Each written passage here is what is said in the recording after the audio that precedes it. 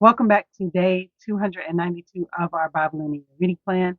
Today we will be reading Luke chapters 13 through 16. So let's dive into the Word of God. About this time, Jesus was informed that Pilate had murdered some people from Galilee as they were offering sacrifices at the temple.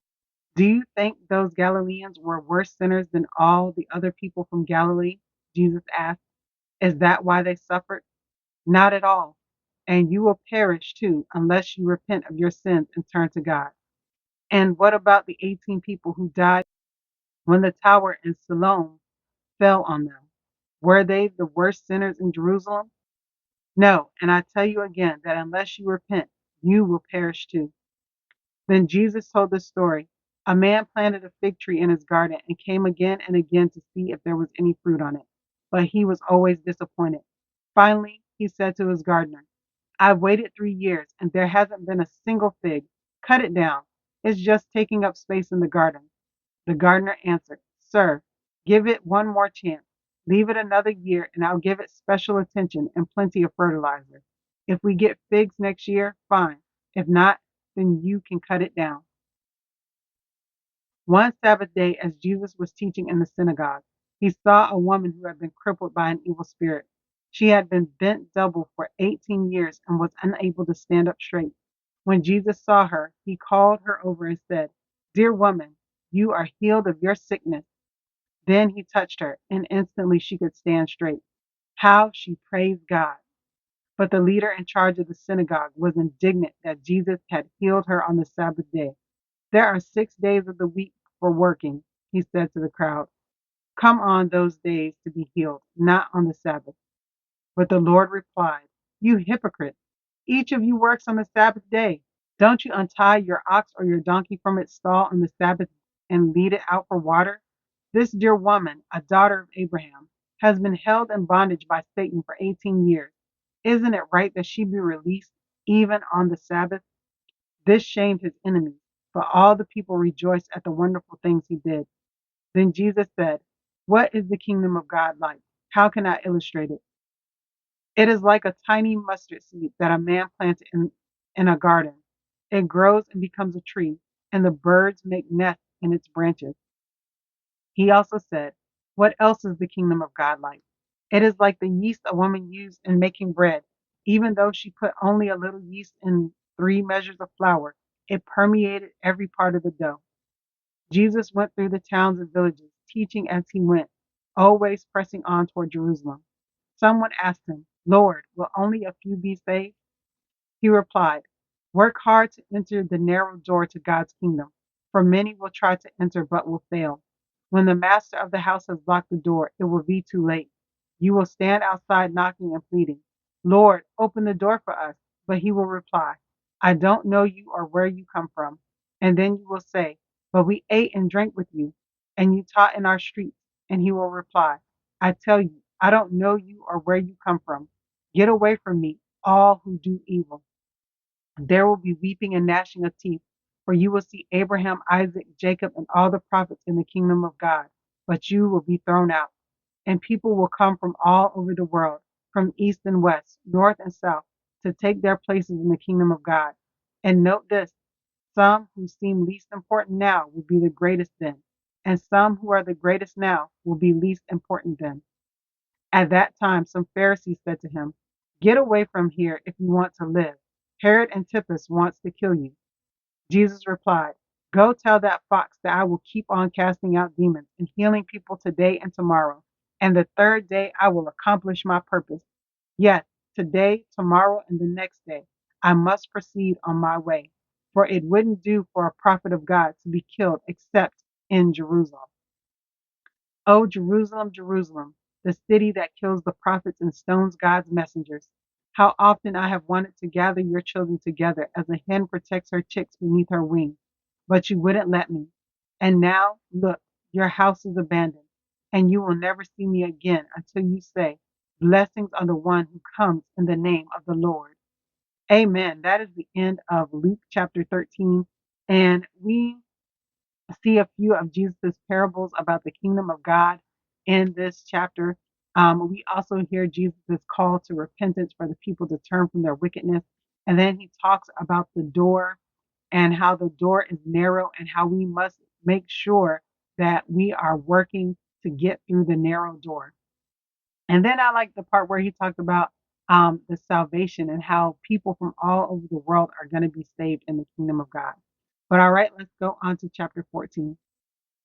One Sabbath day, Jesus went to eat dinner in the home of a leader of the Pharisees, and the people were watching him closely.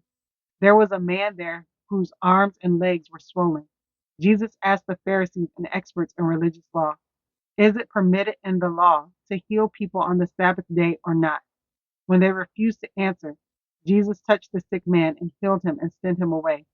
Then he turned to them and said, which of you doesn't work on the Sabbath? If your son or your cow falls into a pit, don't you rush to get him out? Again, they could not answer. When Jesus noticed that all who had come to the dinner were trying to sit in the seats of honor near the head of the table, he gave them this advice. When you are invited to a wedding feast, don't sit in the seat of honor. What if someone who is more distinguished than you has also been invited? The host will come and say, give this person your seat. Then you will be embarrassed and you will have to take whatever seat is left at the foot of the table. Instead, take the lowest place at the foot of the table. Then, when your host sees you, he will come and say, friend, we have a better place for you. Then you will be honored in front of all the other guests. For those who exalt themselves will be humbled, and those who humble themselves will be exalted. Then he turned to his host.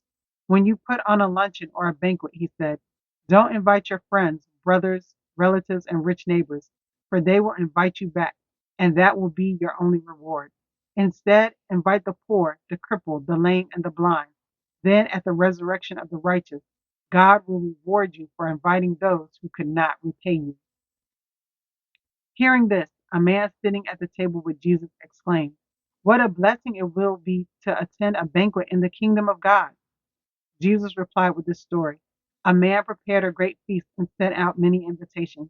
When the banquet was ready, he sent his servant to tell the guests, come, the banquet is ready. But they all began making excuses. One said, I have just bought a field and must inspect it. Please excuse me. Another said, I have just bought 5 pairs of oxen and I want to try them out. Please excuse me. Another said, I just got married, so I can't come. The servant returned and told his master what they had said.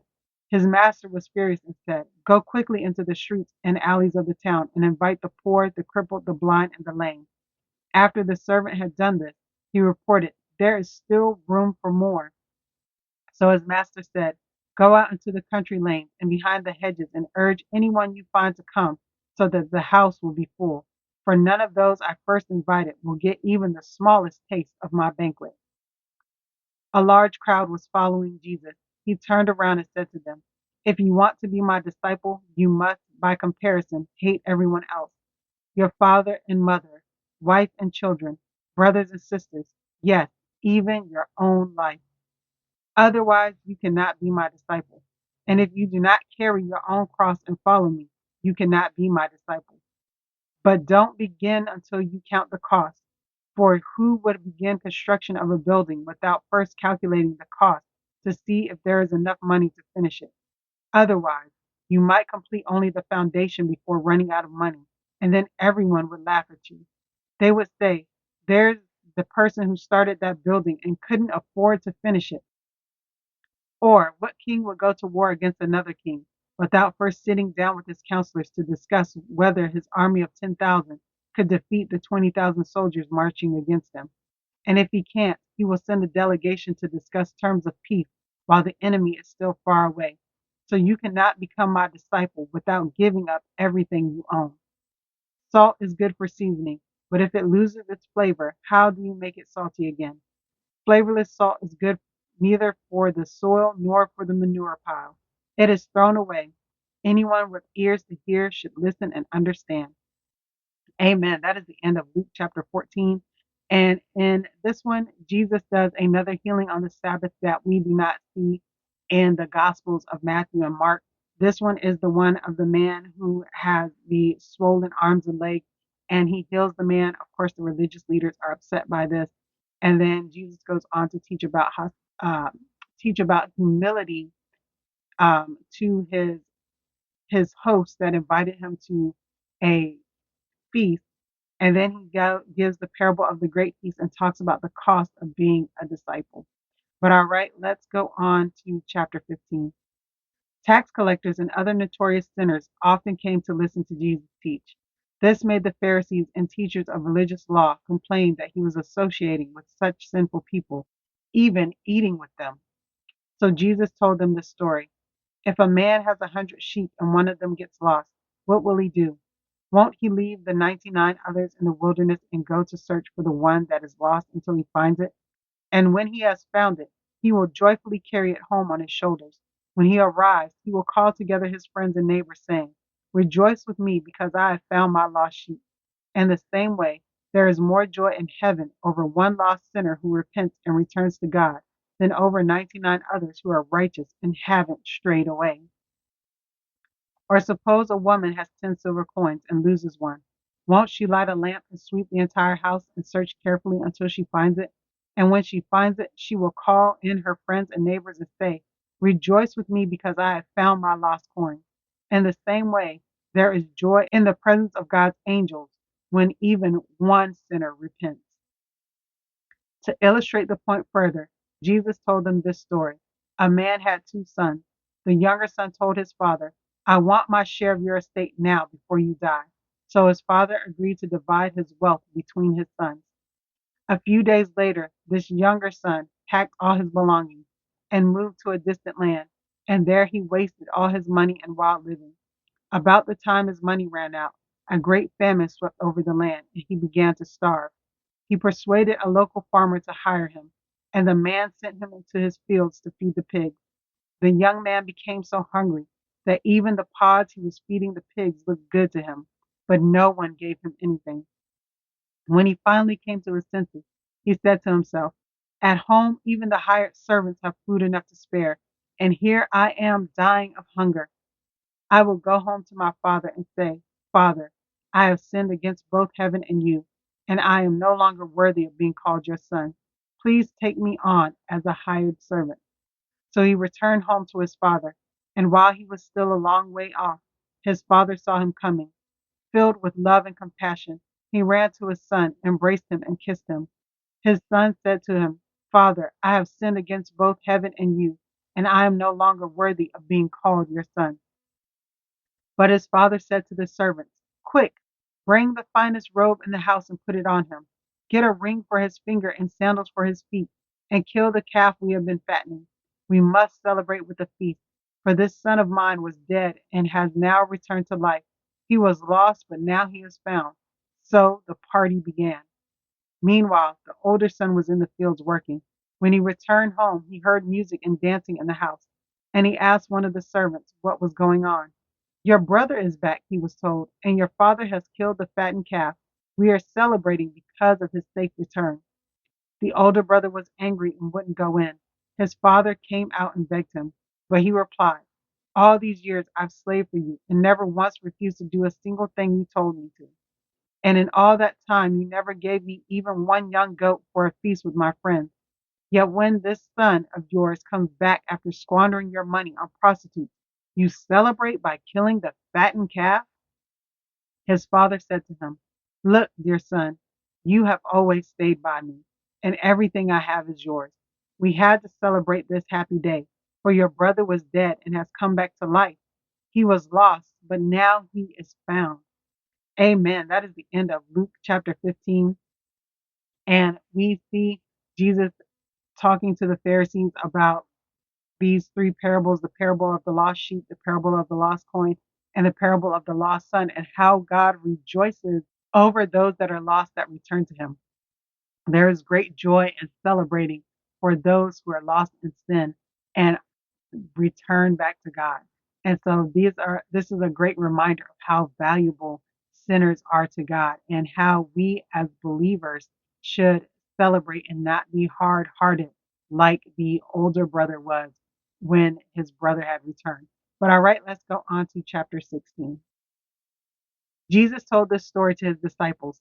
There was a certain rich man who had a manager handling his affairs. One day, a report came that the manager was wasting his employer's money. So the employer called him in and said, "What's this I hear about you? Get your report in order because you are going to be fired. The manager thought to himself, now what? My boss has fired me. I don't have the strength to dig ditches and I'm too proud to beg. Ah, I know how to ensure that I'll have plenty of friends who will give me a home when I am fired. So he invited each person who owed money to his employer to come and discuss the situation. He asked the first one, how much do you owe him? The man replied, I owe him 800 gallons of olive oil. So the manager told him, take the bill and quickly change it to 400 gallons. And how much do you owe my employer? He asked the next man. I owe him 1,000 bushels of wheat, was the reply.